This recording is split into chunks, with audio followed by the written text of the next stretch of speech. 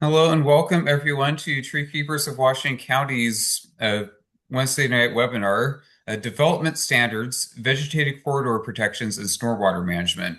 We have two wonderful guests from Clean Water Services, Lindsey Obermiller and Elle Worrlein.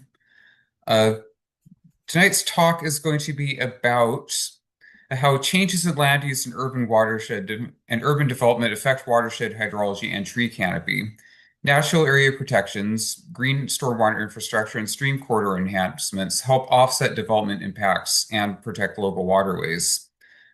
Elle Worrlein and Lindsey Obermiller, both with Clean Water Services or CWS, will join us to discuss urban stormwater management and vegetated corridor protections.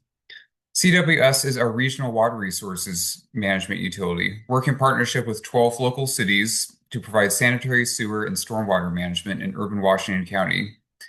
CWS is responsible for implementing design and construction standards, permitting development projects, and complying with watershed-based water quality permit issued by the state. Elle and Lindsey both work in the Planning and Development Service Division at CWS. Lindsey is an environmental scientist with a focus on wetland science and ecology, and Elle is a civil engineer with a focus on watershed management. And with that, I will let them take it away. Wonderful. Thank you so much, Eric, and thanks to Tree Keepers for inviting us to be here tonight. I'm Elle Worrlein, and you'll all get to hear from Lindsey Obermiller, who's joining me just a little bit later in the presentation. So I'm going to start with sharing my screen. I have some slides that go with this. Get that up.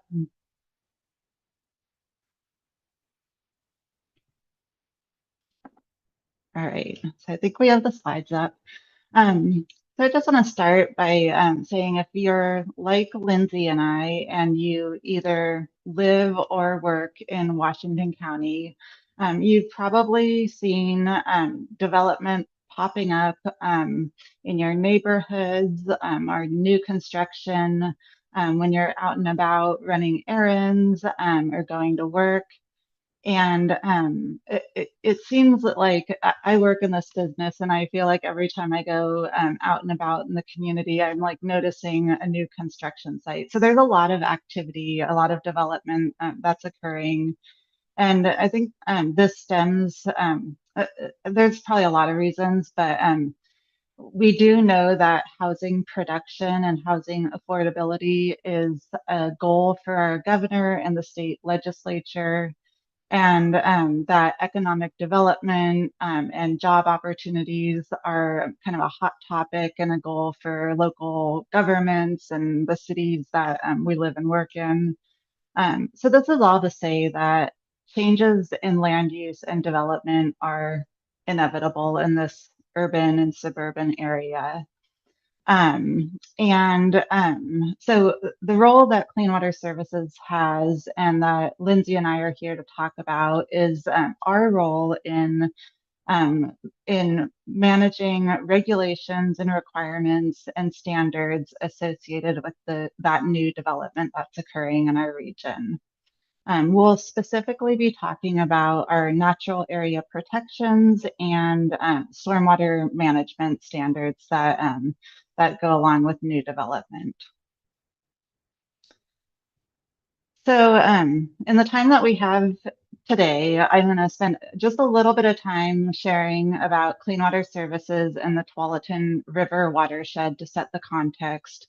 But we'll spend most of our time focusing in on urban development standards, and in particular, Lindsey will talk about the vegetated corridor standards for those natural area protections, and I'll talk about stormwater management.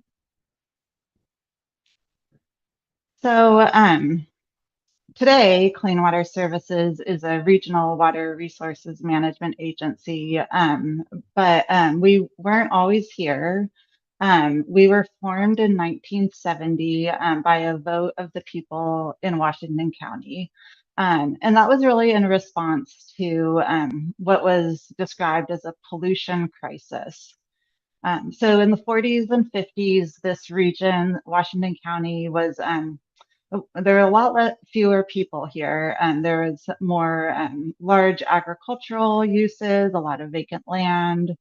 And then in the 60s, more people started moving to this area. There was more neighborhoods being built, and the suburbs became an area that was seeing a lot of population growth.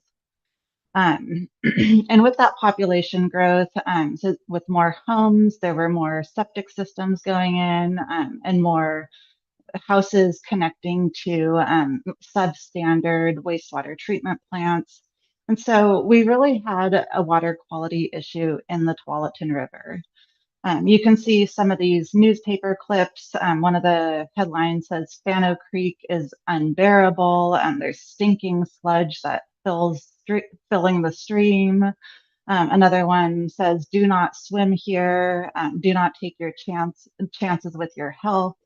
We had a significant issue to the point that the state issued a building moratorium in Washington County.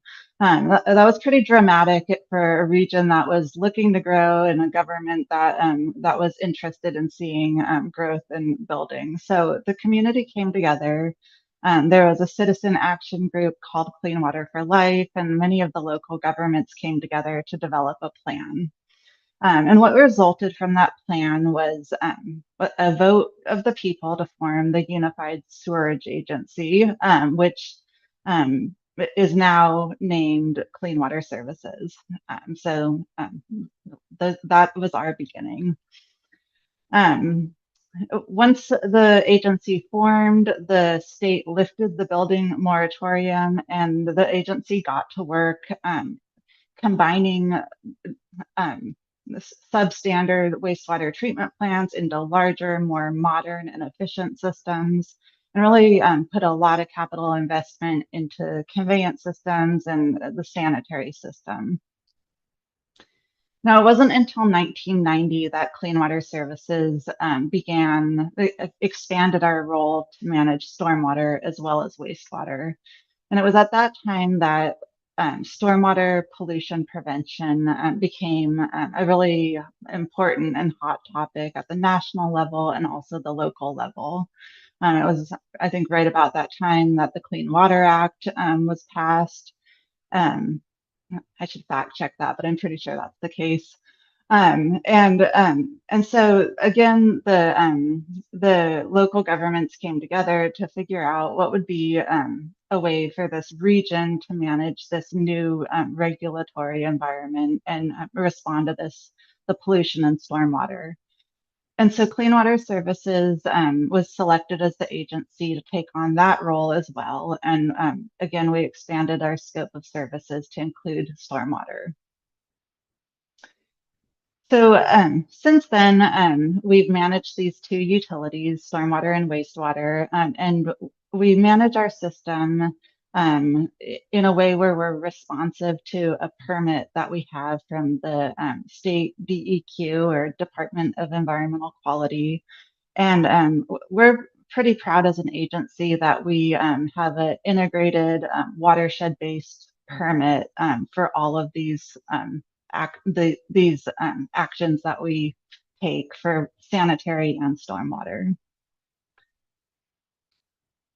Um, so our service district is shown here, and I will start by pointing out the Washington County boundary is shown in yellow, and that's overlaid with the Tualatin River watershed, which is shown in gray. And we have a pretty unique and special situation here where the county boundary is pretty much the same. It's a little discrepancy, but pretty much the same as the watershed boundary. So that leaves a lot of opportunity for managing the watershed at this regional scale. You can see that there's one river running through this county, this watershed. The Tualatin River starting up near Barney Reservoir, flowing past Hag Lake, down all the way through and past Lake Oswego, and then into the Willamette River. And then, as I started with this slide showing Clean Water Services service area.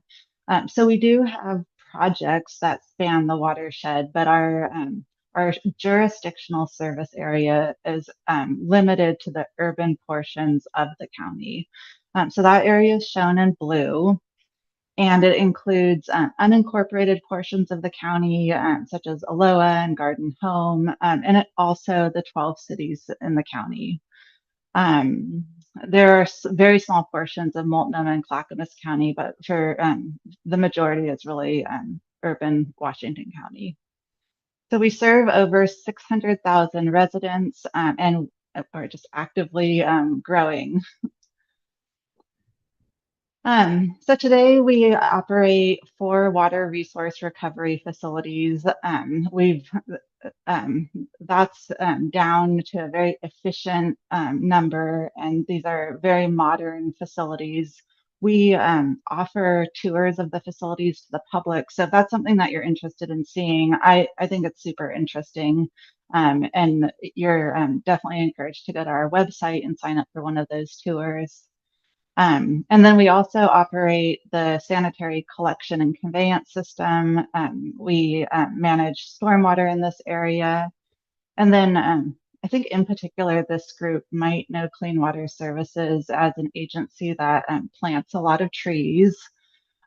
So we do a lot of riparian planting in the region, and a lot of that work is related to our thermal management plan. So that what that means is that we're planting trees and shrubs so that there is shade on streams and rivers, which reduces the thermal load from the sun and helps to keep those natural water bodies cool. So that's one way that we manage temperature in the river. And another way that we do that is through cold water releases or cool water releases from Barney Reservoir and Hag Lake. We do that in the summer months. When water temperatures are higher, we're releasing cold water to keep, because thermal management is one of the regulated things that we manage, and also a priority for the district for Clean Water Services. So our focus, so that's a little bit about Clean Water Services, kind of big picture. Our focus tonight is around urban development standards and Clean Water Services. So you just heard that we were formed out of a pollution crisis that was due to rapid development and a building moratorium. Well, we don't have a building moratorium today, but we still have a lot of development in the area. And so Clean Water Services is still working to make sure that our infrastructure is built in a way that meets the needs of this new development. And we implement design and construction standards to make sure that this new and redevelopment is achieving these goals. So there are other agencies that also regulate development. The focus for Clean Water Services is erosion control, the protected natural areas, these vegetated corridors that Lindsey will talk about, and then of course, sanitary and stormwater management. So I'll turn it over to Lindsey and let her talk a little bit about the natural areas. Yeah, thanks so much, Elle. Okay, so to begin this next section, let's all think about our favorite local park and why it makes it our favorite. Maybe it's maybe your favorite migratory birds can be found there. Maybe there's good stroller access or even an off-leash area. Whatever it is, you're likely there to enjoy the outdoors, and you're likely to be enjoying vegetated corridors. So what is a vegetated corridor? In order to define a vegetated corridor, we first have to identify the water quality sensitive area or sensitive area. A sensitive area is what Clean Water Services standards refer to as a wetland or stream or lake or pond. And I'll use these terms interchangeably as I describe the general riparian areas that CWS holds design standards for protection and enhancement of. So in this graphic on our stream or on our screen, we have a stream. We have a simplified cross section that includes a stream, and in this case, we named it Willow Creek. So it's in blue there in the middle. And so Willow Creek is that sensitive area, and from the edge of each bank, a vegetated corridor or upland buffer is mapped. And this is the upland area adjacent to the sensitive area.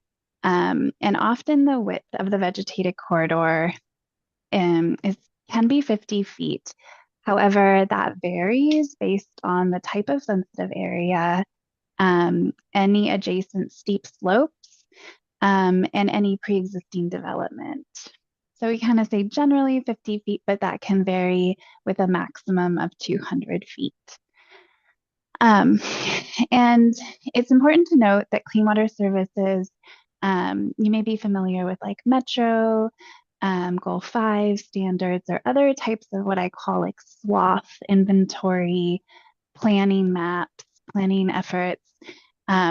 We don't include any sort of inventory mapping like that of this areas, but rather as development activity is proposed, it's a requirement of the developer and the team to delineate or field verify the limits of streams and wetlands, and then map the vegetated corridor adjacent. You can go on to the next slide. So Clean Water Services works with landowners and developers through an environmental review process. So when a project is proposed that is development,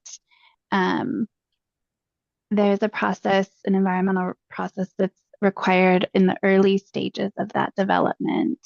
And we can understand that that is a really important piece because we want to know where those natural resource areas are as you're planning for development. And development in our jurisdiction can be examples like land division, and so that could even be without any sort of physical construction, like a property line adjustment or any sort of subdivision. It can also include significant grading. So if there's a project that's propping a site, or a project that is, terracing a property but has no structures going up, that is still considered a development.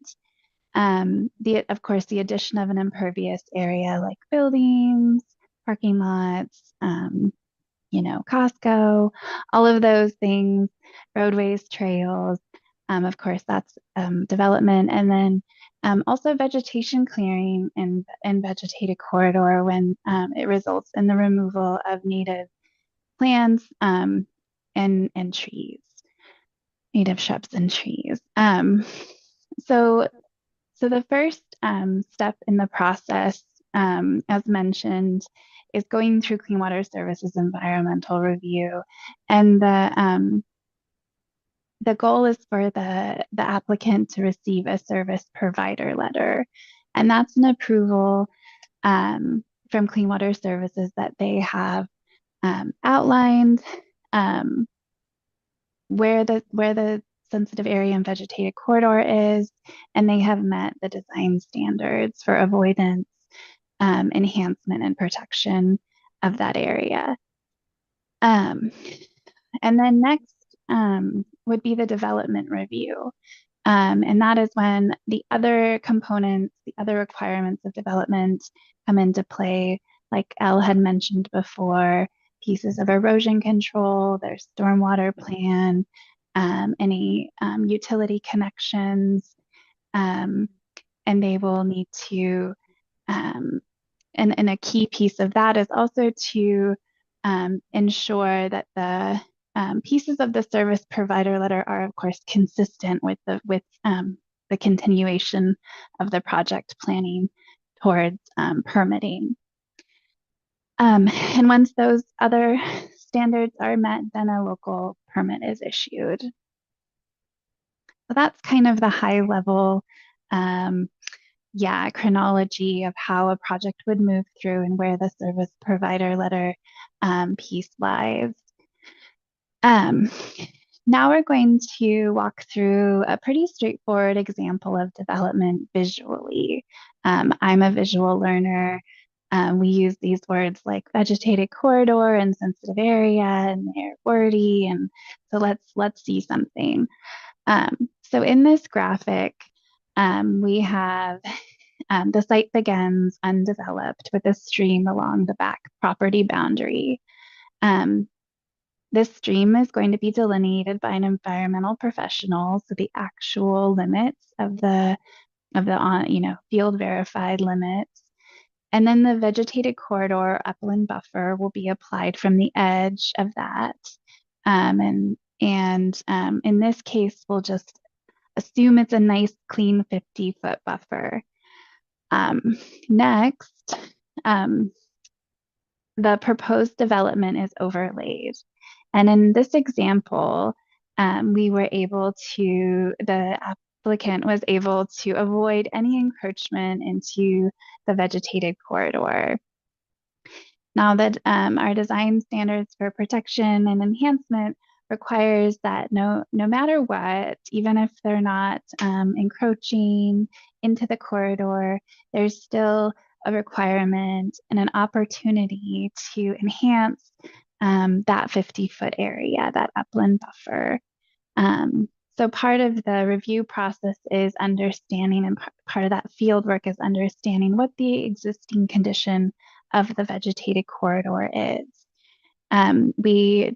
We keep it general, but it does include doing percent cover of species, of communities in the vegetated corridor, but it results in three categories. So we have good, marginal, and degraded.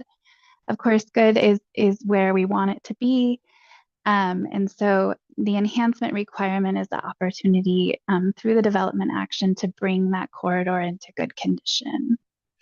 So I think, as Al was explaining, when we have seen all the development occurring in our community, a lot of this region does also include a lot of agricultural fields that are coming into the urban growth boundary, and through land use needs are developing. And so that, grassland would be considered that like true degraded vegetated corridor. And so the enhancement opportunity there is to really add a good density of native trees and shrubs and provide that canopy cover and provide that water quality benefit. So that's like the straightforward. We love to see those projects, but those projects where they don't encroach can't always occur. There are site constraints. There are, all kinds of overlapping needs. And so in the next example here, we have that there this, number 2 development actually did include some encroachment here noted in red. And so when encroachment occurs, it is required that that area is added to the vegetated corridor. So they need to mitigate for that encroachment.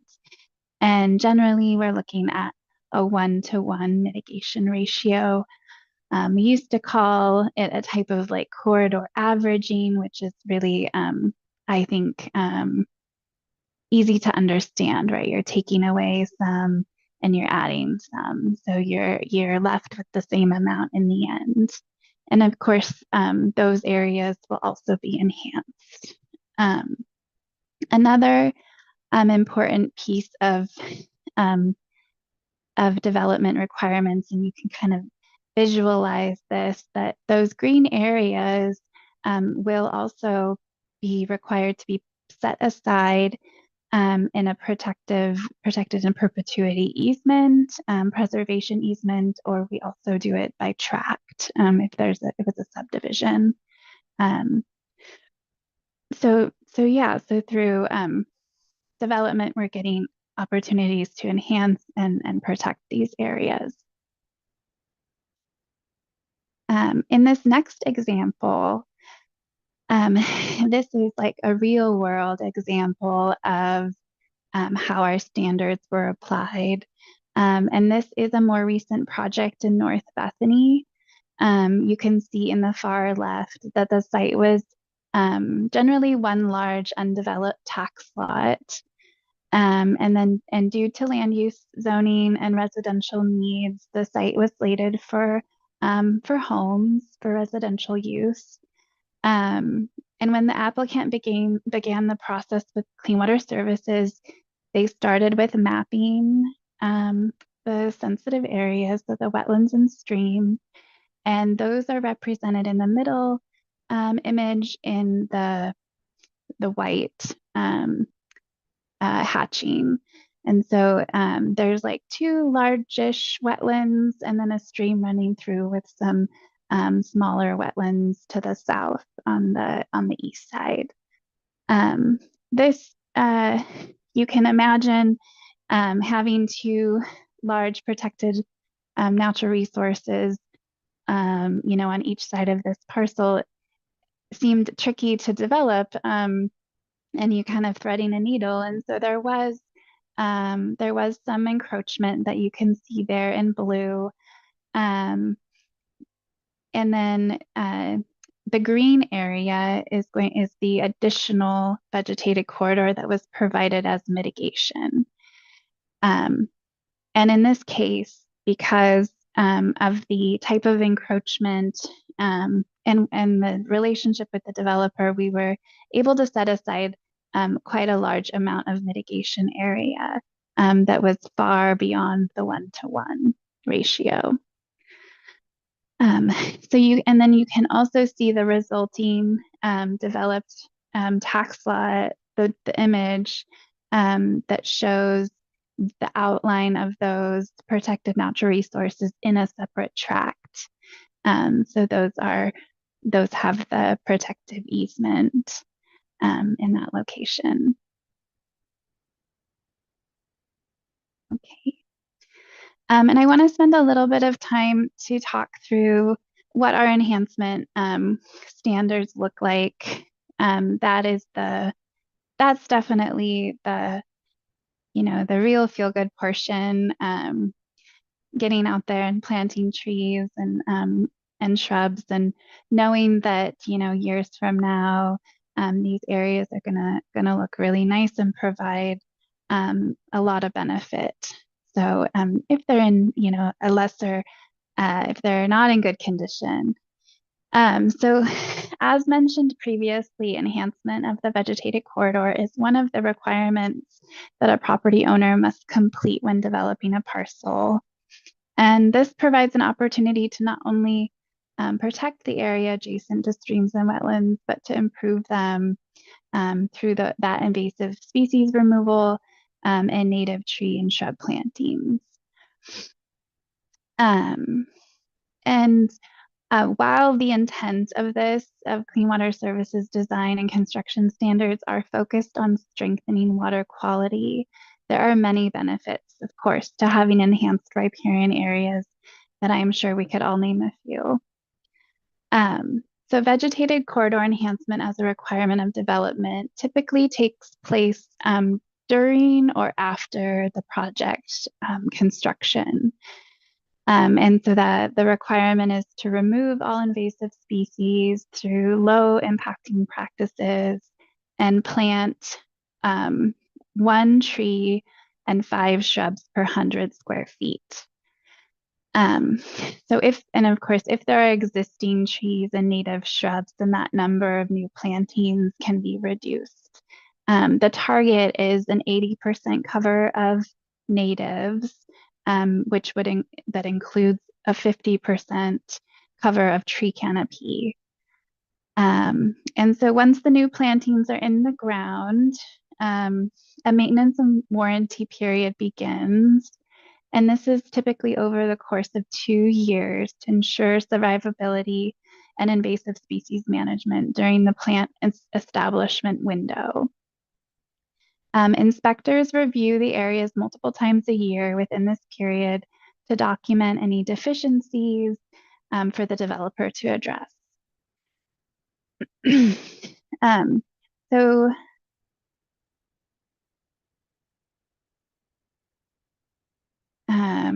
yes, we talked about the preservation easement. That was a note that's taken. So let's talk about the pictures. So on the left, this is an example of enhanced vegetated corridor where a trail project was came through, and so there was existing canopy, and so the real focus on this area was invasive species removal. And then the other benefit, of course, is the recordation of that easement for this project. And then the middle top photo is an example of vegetated corridor area that was in degraded condition, that feel it didn't have any existing trees or shrubs, and so that is the effort to really plant that area densely and get those plants established. The image below is our current signage that we require along vegetated corridor projects. And yeah, it's a good, maybe some folks have seen those out in the wild. It's a good communication tool to let folks know that this is a protected area, but it doesn't mean stay out. So it's, you know, it's also an invitation to be curious, to see how things are looking there, and how the area is functioning, and enjoy that nature aspect. And that is another, yeah, like I mentioned, another one of the requirements of development, to fence, and sometimes fence, but add signage to these remaining protected natural resource areas with development. And then, yeah, the final photo on the right was just a nice image of that one tree and 5 shrubs per 100 square foot. We have been told that it's pretty dense, but it's an opportunity. We have that 2 years maintenance period. I call it the establishment period. So it's important to make sure there's enough of them out there. So finally, I just want to note that we're really fortunate, and it's kind of it's unique that within the Tualatin River Basin, within Clean Water Services jurisdiction, to have vegetated corridors, to have an upland buffer protection set of standards. Not all growing jurisdictions have development standards that protect an upland buffer to wetlands and streams. But I also wanted to note that there are other environmental regulations that are more general to wetlands and streams, and Oregon urban growth areas. So some of these regulations that you may all be familiar with, but worth noting is, of course, Metro Goal 5, significant natural resources, which the counties and major cities implement. There's also the Oregon Department of State Lands, which is our state level wetland and stream regulators. We have the U.S. Army Corps of Engineers, who have regulations for wetlands and streams at a federal level. And then, of course, the Fish and Wildlife team that keep an eye out for our protected fish and wildlife. So Clean Water Services, we always strive to work closely with Washington County and these other environmental regulators, and the cities, of course, to work with our environmental regulations in complementary ways. And so each may have been created for different needs and goals, but they all serve the same purpose of protecting and enhancing natural resource habitat alongside development. I'm going to hand it back to Elle to talk about stormwater. Great. Thank you, Lindsay. All right. So changes in land use really result in changes in hydrology. And this image illustrates that. So the image on the left shows a site with a forest that hasn't been developed. You can see that precipitation when it falls on this forest, that rainwater hits trees and branches and leaves. And a lot of that water is intercepted and moves through the system and back into the atmosphere through evapotranspiration. The water that does make it to the ground is moving slowly and has a lot of opportunity to infiltrate into the forest duff and recharge the water table, the groundwater. And you can see that there's a very small percentage of that rainwater that ultimately runs off of the site as surface runoff. So you can see in contrast, the image on the right shows this property after development. There's new buildings and driveways and roads for cars. You can see that there's grading with a retaining wall. And a lot of those, most of the trees have been removed from the site. When precipitation hits this site, it's hitting an impervious surface and moving across the site much more quickly, and much more quickly, and much more volume actually leaves the site as surface runoff.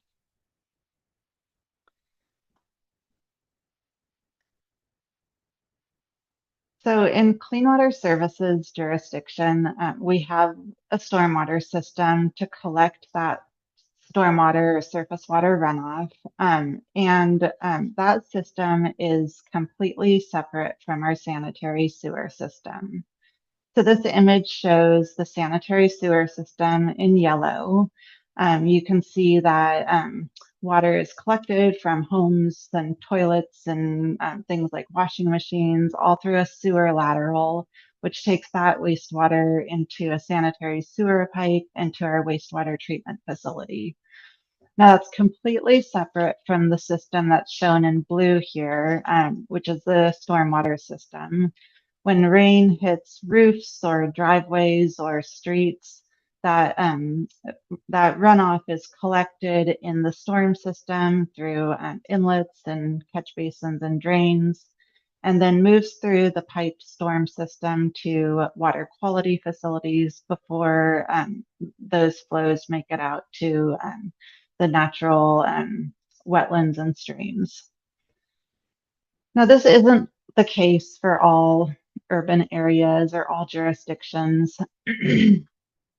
There are some areas where these systems are combined, and a local example of that is portions of the city of Portland have large combined sewer systems that are used to convey both wastewater and stormwater. You may have heard about this on the news. Sometimes when there are large storm events, we end up with a combined sewer overflow where that combined water is discharged to the Willamette River. And that's, we're fortunate that we don't have a combined system, and that's not something that we have to manage for. So we do have these two separate systems, which allows us to target our management and treatment specifically to the type of water that we're dealing with.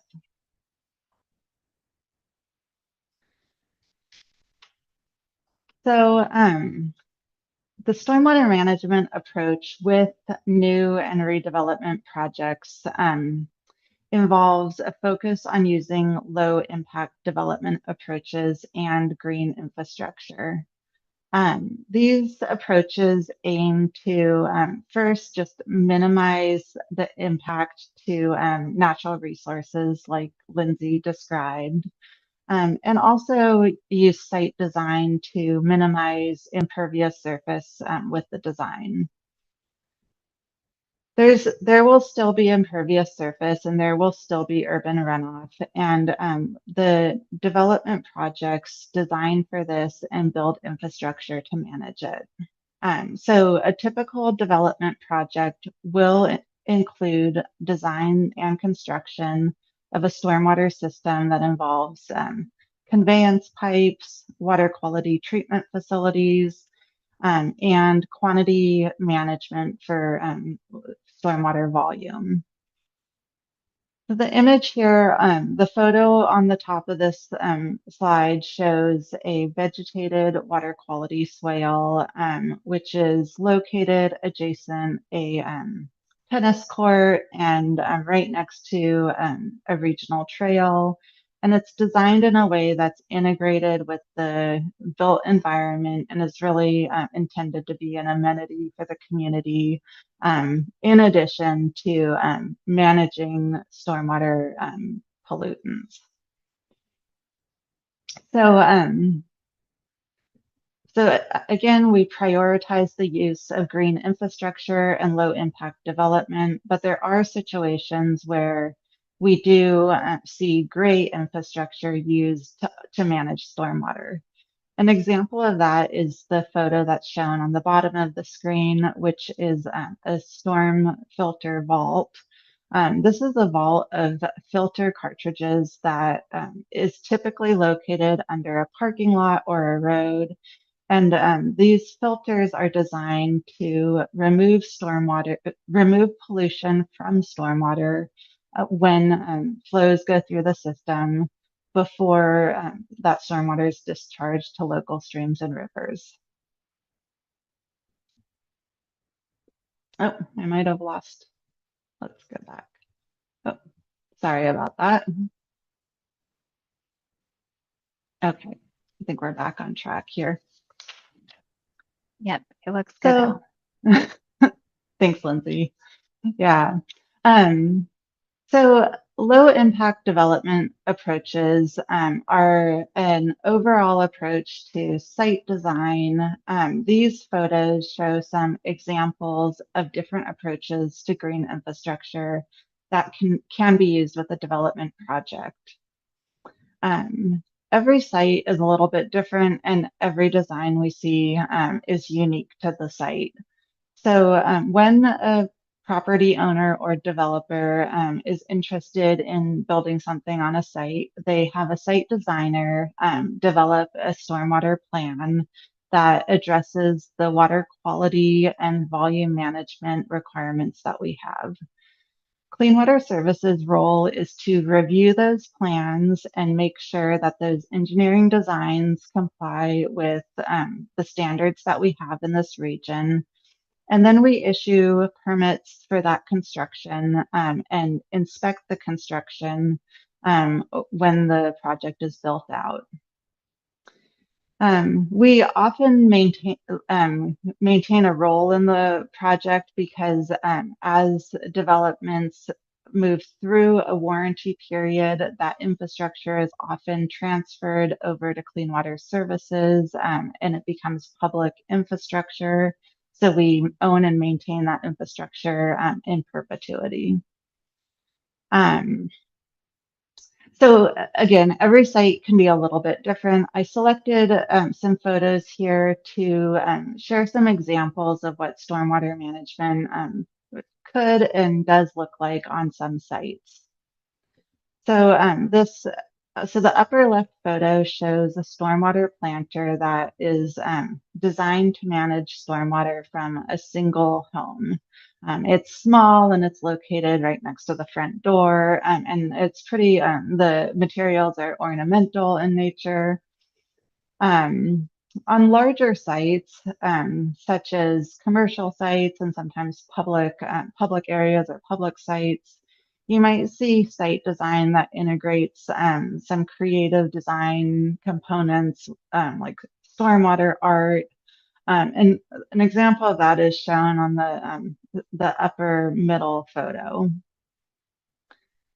So another approach that we really encourage as we work with the design team through the development process is minimization or a reduction of new impervious surface area. There are different approaches to this, and a couple are shown here. So the upper right photo shows some pervious pavement, which is pavement that's designed to allow stormwater to move through the pavement profile and into the soil underneath the pavement, rather than collecting on the surface of the pavement and running off.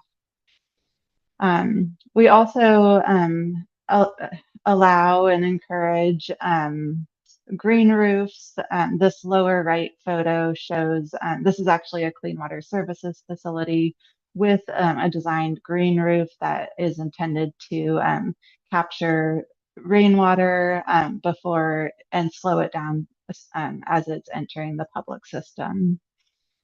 And I guess I'll say our most common stormwater facilities, the ones that we see in a lot of neighborhoods and on commercial sites, are vegetated swales or vegetated planters, and a couple of examples are shown on the bottom left of the screen.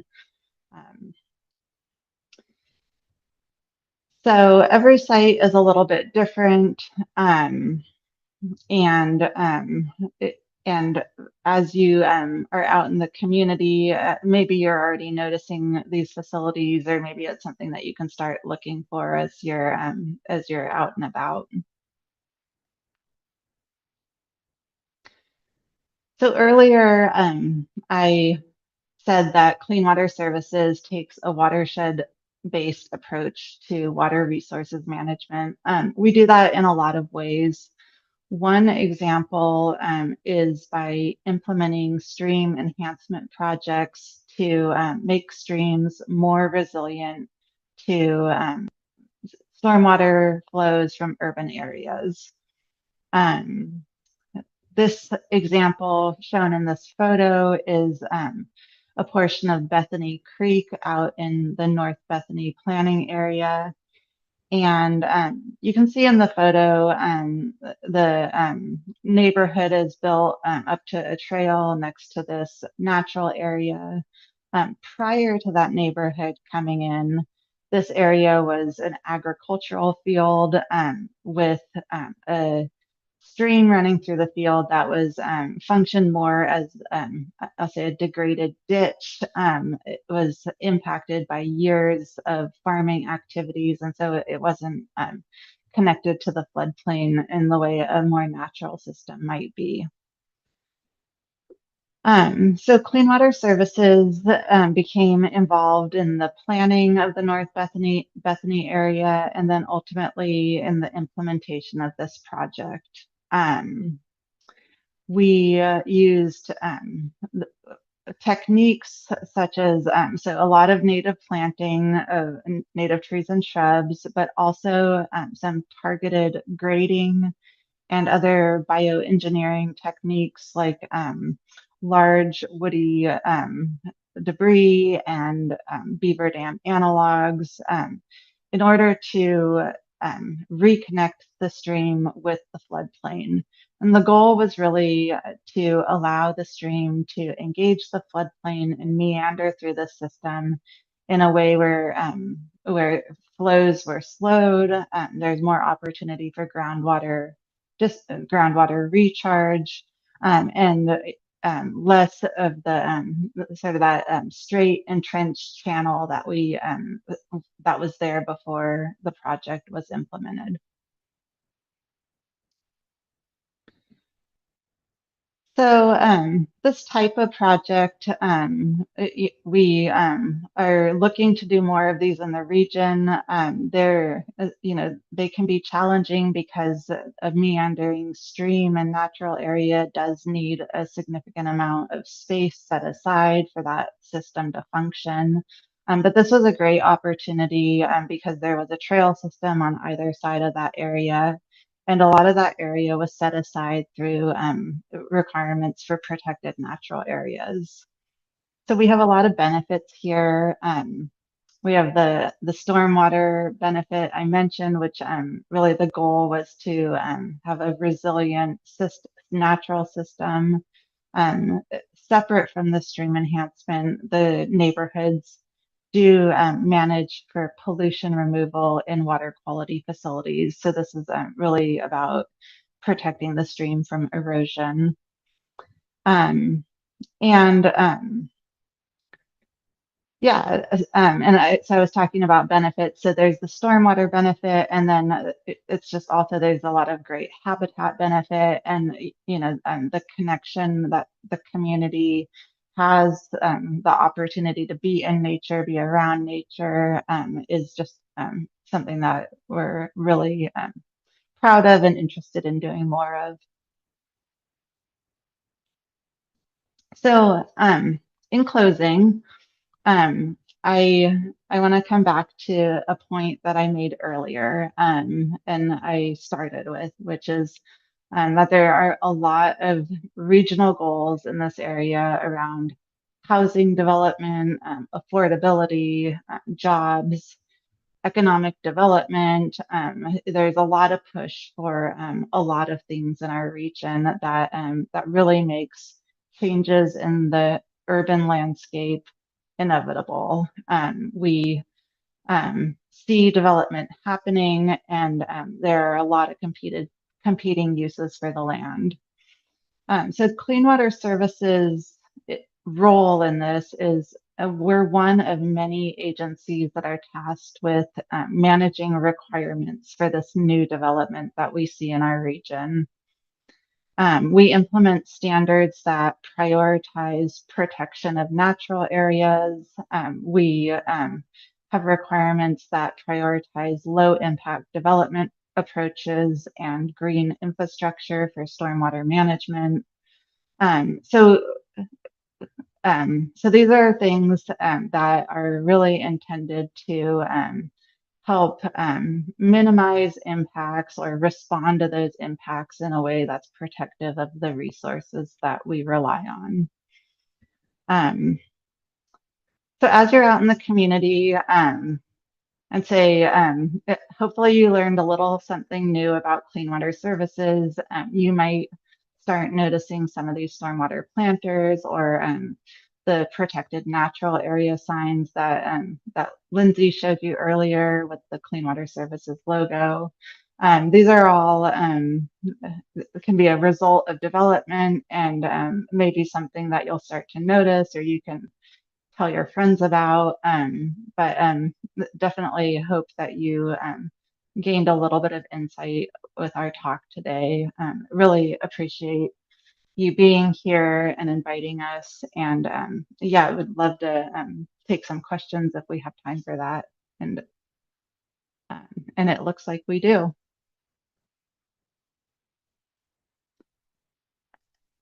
So I'll call on you, Fran, and happy to manage questions if that works for the Tree Keepers team. Thank you. Thank you very much to both you and to, oh my goodness, I'll remember. Lindsay, yeah. Lindsay, yeah. Yeah. So one of the points, so a number of members of this, participants here are members of the CCI SNR subcommittee. And a number of people here have been monitoring a lot of very specific developments that are, I'm going to say, putting wetlands and significant natural resource areas at risk. So we have two different kinds of questions we might want to put to you and maybe figure out what we're going to do in terms of a bin list or how we're going to address the rest.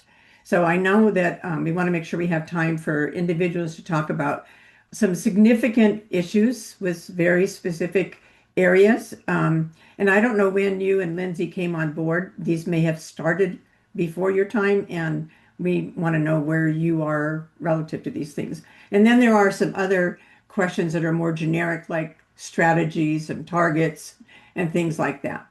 So I think it would be good if anybody has specific questions about specific wetlands or natural resource areas that they believe are significantly at risk right now and have any questions they want to pose to. I think maybe it'd be good to start with those people. Maybe they could raise their hand and you, Al, could and Lindsay can monitor that. Is that okay with everybody? Yeah, that works for me. I'm happy to do that and or follow the lead of the tree keeper folks. Yeah. So we have Ross Tewksbury's got his hand raised physically. Well, I just have some comments to make about things that have been happening. And after the last Zoom meeting, when the members reported what's happening in Aloha, that the protections for wetlands seem to be getting even worse. But I live in the Raleigh Hills and West Slope area, and there's been a house that's actually been built in the wetlands, and also in the area that's the headwaters of Beaverton Creek. There's a development that's been trying to go in there for many years. And last summer, they built some kinds of retention ponds. But in order to build the retention ponds, they actually cut down a whole bunch of the trees that were the ones that were protecting the creek along the creek, which seems to be very contradictory to me. And that whole area there is actually wetlands. But what I call the half a loaf theory is, see, a part of it is the creek and, you know, more permanent wetlands, but part of it is kind of like seasonal wetlands. Then they just go ahead and say, okay, well, you can develop on the seasonal wetlands and bulldoze all of that, and we don't care. So I think that's really wrong. And then at the same time, and these are things I've been following very closely, in Raleigh Park, they had to reroute the creek and stuff, and I was following that very closely and helping out with that. But it seems like the regulations for that are all, and rules are all very strict and all very stuck into concrete kind of things. And it winds up with a adverse end result for nature. And one thing is that they put in all these bushes and things that are required, but there's only 4 or 5 or 6 bushes that they put in. So they have very low diversity, and they have all these bushes, and luckily there's some natural trees that are growing on their own accord, but there really isn't any things like wildflowers, which I myself personally have been putting in there in conjunction with the Parks Department. So it just seems to me that there's a lot of these things that are just ending up with bad results, I guess.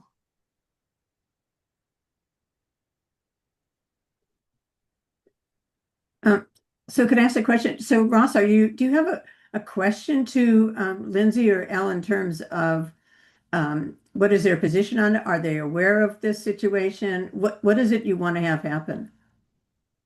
Well, I'm just pointing out stuff that I've been observing and working with, which is wrong. And I'm trying to find out if there's any way to fix it. Okay, so Yeah. yeah, Lindsay and Elle, you may want to like take this, Ross's information and address it or address it right now if you wish. Yeah, I think I got a good picture of some examples. I'm not totally sure where all of them are located. Definitely familiar with the Raleigh Park project, and I think maybe just a high level comment is I can appreciate the care and um, the observations that you're making as a community member and somebody who is really cares a lot about natural resources and protection. Um, the yeah the um, going through project requirements with multiple agencies, you know, while as while we try to be complementary, it just is important to note that it sounds like a lot of maybe some of the questions are also better suited for Department of State Lands and Army Corps of Engineers with regards to like wetland jurisdiction and how they approve impacts into wetlands and requirements that they may have as well. I like to hear that you're working with the parks on broadening the diversity of plant communities. Um, and we do have a palette of plants to that folks can choose from, but we also encourage doing what's best for the site. And yeah, and that can look like a lot of different things. So we have had more applicants proposing alternative planting methods as well. So I'm getting an interruption. sorry. Yeah. Is anybody else? So let me give you some example of, I know people who are on this call are concerned about, I'll give you my first introduction to the Army Corps of Engineers and significant natural resources and wetlands was Cooper Mountain, Mountainside High School, reducing a wetlands to put in impervious surface. At the time, it was supposed to be lacrosse fields. And we ended up with a much smaller water retention area cordoned off, and nesting eagles were driven out. So that made me very sensitive to what could possibly happen. Some of the big issues that people on this call are concerned about is King City Bankston Preserve, which goes right into the Tualatin River, the Fano Creek Golf Course, that issue. We have a number of Cooper Mountain projects. And there, as I understand it, there are no protection of headwaters. So maybe some people could chime in with specifics about those particular projects, and then I have a bunch of generic questions. Anybody want to chime in about those?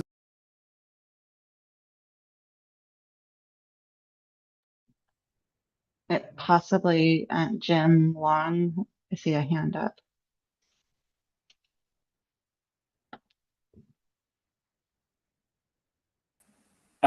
Yeah, why I don't you go wasn't going ahead? to chime in on those projects. I think, Fran, you've identified some of the issues, some of the areas that we're concerned about. But I have another, like, 3 or 4 questions that I would ask also. So let's start with them.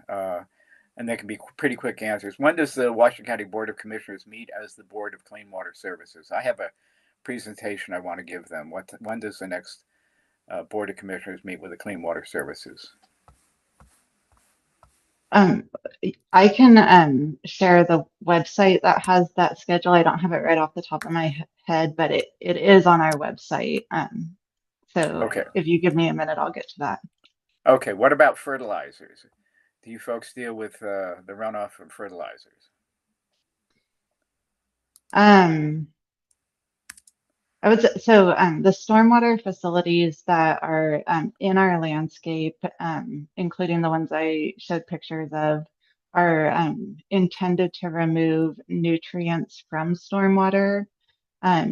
Having specific requirements around fertilizers is that's not something that we regulate directly, but if there is fertilizer in stormwater that's going through a water quality facility, the intent is that those nutrients are removed. And then I guess I will say in areas that are Clean Water Services operations, we do have nutrient management plans that are specific to the work that we do, but that's different. So that's not to say that we're out regulating fertilizer on private properties in the community. Okay. Next one, a friend of mine wondered, have you been monitoring the presence of frogs and turtles at the Bethany area? There were lots of frogs and turtles up there, and you've made some bunches of changes. Have you been monitoring the existence of those species? Lindsay, do you know the answer to that question? I would say I think it's possible, but that work is actually outside of the group that Lindsay and I directly work in. So I don't want to speak to it specifically. Yeah, it's a neat question. I like it. I definitely want to ask the team that would be spearheading an effort like that, um, which is our natural systems enhancement and stewardship department. So I can definitely get back to you on that. There are areas that we keep an eye out for, and we actively participate um, as a partner in the amphibian and turtle monitoring every season with Metro and the Wetlands Conservancy. I don't think that is one of the locations, so there may be some supplemental monitoring that we do. So let me check in on that and get back to you. Okay. Next question is, I understand there's a number of rate increases that have started happening last couple of years and are going to continue to happen, which are like doubling the cost. Are those rate increases sewer related or stormwater related? And which percentage? I mean, is it like mostly sewer or mostly stormwater? Yeah. So this actually kind of relates to going back to your first meeting about your first question about when is the next Clean Water Services board meeting. So I did put a link in the chat, which takes you to the website that lists all of the board meetings. And I will say that our budget committee, there is a meeting scheduled for May 8th, so just in a couple of days. And that's a meeting that will get into the details about our budget and rates and proposed rate increases that the board will be considering over the next couple of months. So yeah, Lindsay and we're not deep in the finances or prepared to respond to specific rate questions, but there is a venue for that, and the public's invited and welcome to join at that Friday meeting. I think that's the end of the questions I noted down here, but I'm sure I'll have more. But I thought it was a great presentation. I appreciate both of you educating me on some things historically. Thank you. I appreciate that.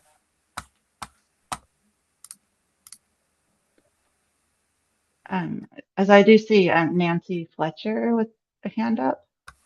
Yes. My question, it was a really good presentation. Thank you. My question would be the Intel, anywhere that there's the manufacturing plants for Intel, no matter what country, what state, they have those, a wetland. And I don't know a whole lot about that, and I've seen them. And I know the one in Aloha, it goes next to their plant and then under, TV highway, and it goes on the other side of the road into where the county's planning to build a low-income apartment complex and put a trail around the Intel wetland for children to play in, because there's nowhere for the children putting a playground out back is their plan. And we've been asking, like, what's in the wetland? I mean, what kind of chemicals is coming out of Intel, and I know the heat, definitely it would be hot, I'm just guessing. But are you water services, I'm assuming, would be involved or at least know about the Intel? That's what I was curious about.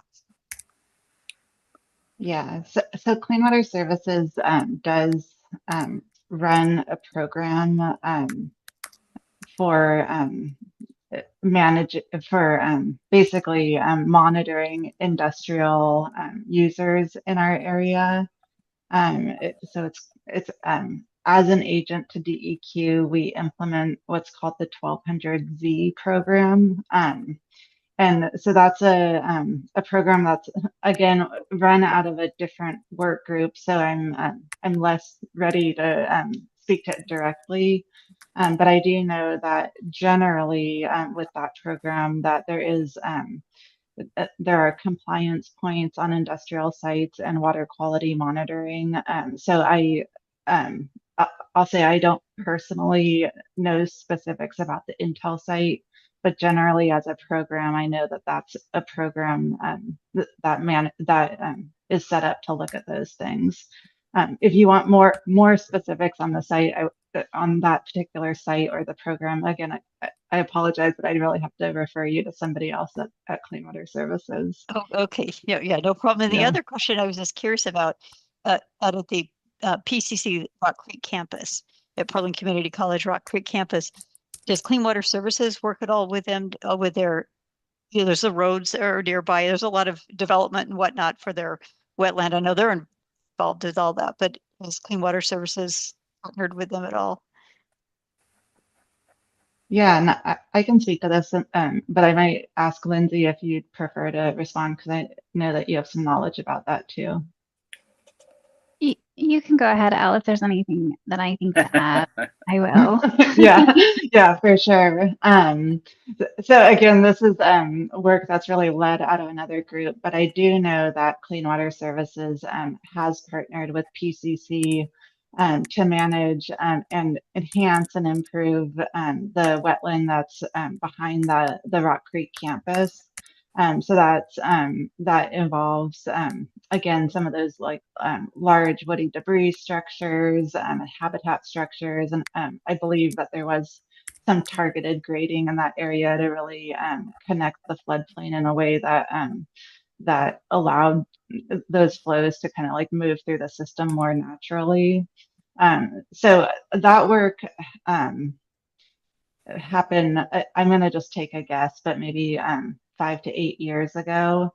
And since then, there's kind of been ongoing partnerships and including things like engaging some of the science classes in understanding and monitoring that area and possibly other things. I haven't been tracking it super closely, but that's some of the information I know. Okay, thank you. Yeah.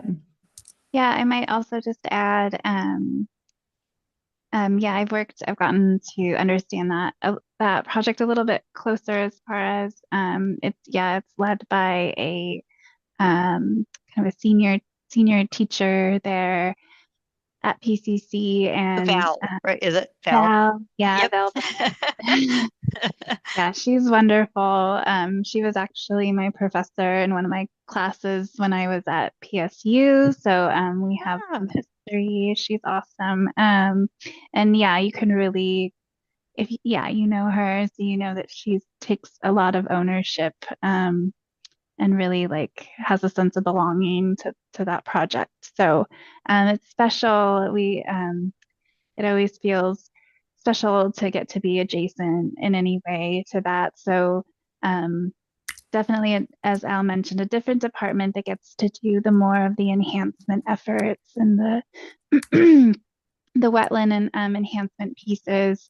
But there has been opportunity through development at PCC to incorporate sort of a holistic approach with like the same contractors that worked on that wetland project to also work on vegetated corridor enhancement and continuing enhancements throughout the wetlands on the greater property. So yeah, there's been a lot of great efforts out there.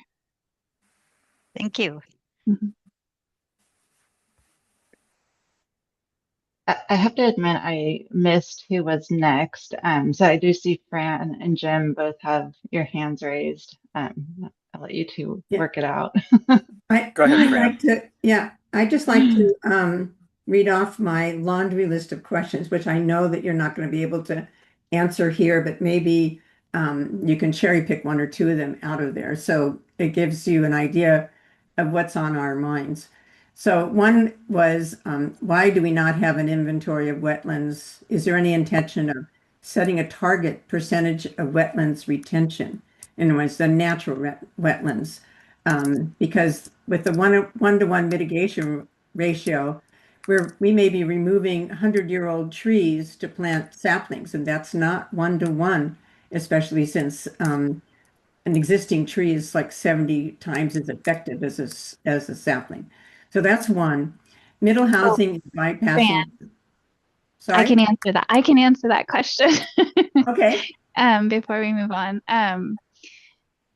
So I'm sorry if I was not clear. So there is actually a wetland inventory that exists, but we'll put a pin in that for a second. When I was talking about the inventory, I was really focusing in on that we don't have existing maps of vegetated corridor because we require that on the ground current existing condition of both the wetland and then the vegetated corridor. So it's an exercise that the development team has to do to sort of ground truth what we know may be out there.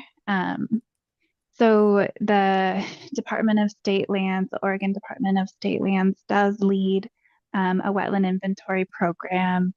Um, it is an effort that is utilized mainly for like land use planning, and so it's not perfect, it's not complete. It's a tool that can help identify those really significant water areas at the time of that high level planning. It does include field work and consultants that put together these inventories. But again, it's not as detailed and in-depth field work as you would do if you were working with one site and determining exactly where the wetland is and all of the components of why it's there, where it gets its water, how it functions, what plant community. Um, so If you could give us the contact information and or the website where we can look that up, that would be awesome. Yeah, absolutely awesome. Yeah, I'll add the Department of State Lands wetland inventory. I'll also note that just keeping in mind that it's done for like a lot of times like planning, especially as the urban growth boundary has increased. So there are a couple new ones recently that have come out with some of those expansion areas, but we really in our region we haven't seen many new ones in probably like at least a decade. So there's a right, there's an impetus to it. There's a reason it's done. And so some of them can be pretty out of date, but they're a tool that developers and their consultants utilize to understand the potential for something in the area that they're trying to develop, and then they're going to go and do the site work. You had mentioned protection of trees. Knowing a bit about DSL's standards, they do have they call it there like a temporal loss. So you mentioned like a sapling doesn't, does not replace like a mature tree. So DSL does make that consideration when impacts are proposed. And but again, it's another jurisdiction and it's really hard to track, how they, how they approve projects and, so that would be a question to take to them too. Okay, well, we will follow up on that. So I'm just going to list these because I know that Jim has some questions and we're running out of time. Okay. But just know that what we're seeing is middle housing is bypassing some sensitive areas. Grasslands are often host to oaks. And the question to you to be answered later, I think, is there any hope of protecting our Oregon white oaks that are not in an SNR area? Because Washington County only protects trees that are in an SNR area today. In that Bethany example, you bisect this significant natural area and there's no provision for wildlife crossings as this bisects a wildlife corridor. Is there any ongoing protection for the remaining SNR? Because often what we're seeing is these smaller parcels are later put at risk with development allowed in those smaller parcels.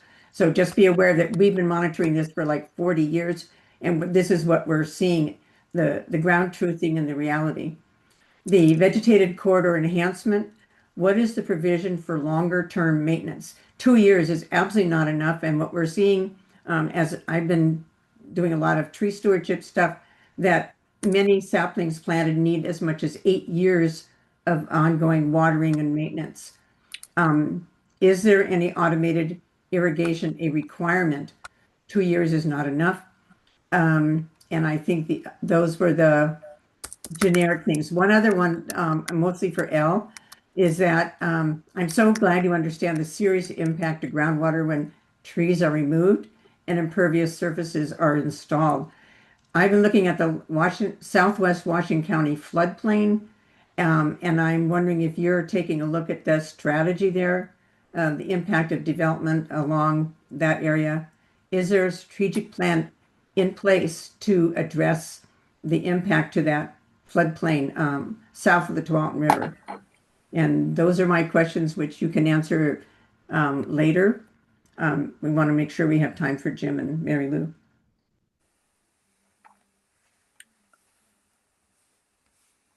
Yeah, you definitely had a good list there. I jotted down some notes. So are you hoping to move straight to Jim at this point? Yeah, I think we can, as we always do a summary of the meeting and with all the questions, and we publish everything on YouTube. So you can do an addendum with your answers once you've had a chance to think them through, etc. Okay. Thank you for listening. Okay, my question, I intend to bring forward a proposal for a wetland restoration, which might fit into what you would call enhancement. But I guess my question here is, how do you evaluate mitigation? And are you looking for more mitigation areas, more mitigation banks?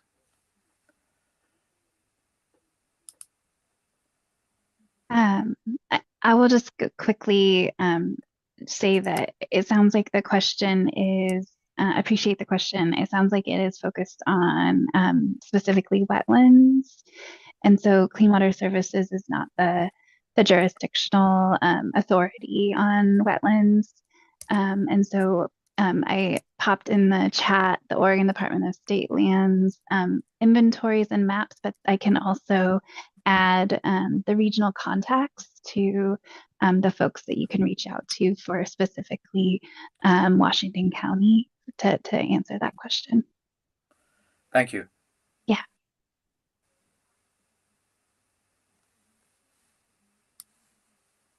And I think, should we move on to Mary Lou at this point?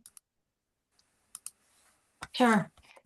My question is about mitigation along a stream corridor if it interferes with building, or if the building is interfering with the stream or the area.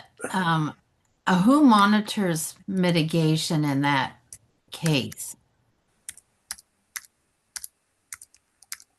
I mean, it's one thing for a developer to be told that but you need to, move some more area somewhere else on the property in order to have your building where it is. If it interferes with that area, that green crosshatch area, who monitors that? Yeah, Who so figures it out? that area that shows up first in a service provider letter is then translated onto the engineering plans for a development. So the development plans include all sorts of infrastructure and building, but also any protected natural areas and planting requirements. So that's part of the permitted project. And to get to your question about who monitors that, so that's something that's included in the inspections that Clean Water Services inspectors look at. To make sure they're planted and avoided through that construction process. We've been talking about the 2-year monitoring period. During that 2-year period, our inspectors are going out to the sites to look at plant establishment. And then, and I heard the comment that 2 years is not enough. So I acknowledge that. That's what we have in our standards currently. And after that 2-year period, there's not an active monitoring that Clean Water Services does at every site. What we do have is those areas are set aside in easements to benefit Clean Water Services and protected tracts. So those are areas where new building is not allowed. The same thing with vegetation removal, things like that. If we become aware of impacts to those areas, then we respond.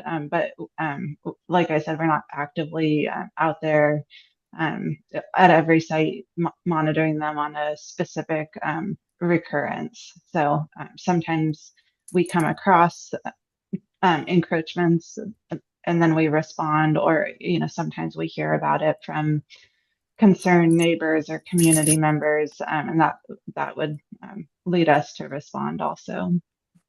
So you pretty much depend on just the public to let you know if they spot something that seems wrong or it isn't being monitored. Is that after the 2-year business, you depend on actual people to let you know that they've noticed something is not right. Yeah, that's definitely one avenue. We also do have Clean Water Services staff out on a lot of streams doing other types of work that's it could be enhancement that's adjacent to or complementary to the enhancement that's required with development. And so that's another way that we might become aware of something. So yeah, so we could learn about it in different ways. Because I have I think the county just in general kind of depends on complaints. They can't be everywhere all the time, but in order to Oh, Mary spot Lou. violations, they really do depend on the general public to let them know when something doesn't seem right. Yeah, and in our case, that is one way that we're learning about what you're talking about, sort of impacts to natural areas. And then, we're a sister agency to the county, so we have the same board, but we're operated as a separate agency. So Right. where the county has code enforcement, we're not operating a code enforcement group, where we do have inspectors and staff that are out and about. Right. I know you said the Department of State Lands is sort of in charge of wetlands. I've always been appalled at the idea of impacts on wetlands, that some developer says, well, I have another property somewhere else, and I'll save that in mitigation of what I'm doing to this one. Do you run into that where, somebody says they want to mitigate off-site? Yeah, I think you're referring to so DSL's approach. It's has become sort of their default and sort of preferred approach in some cases to mitigation of wetland impacts is through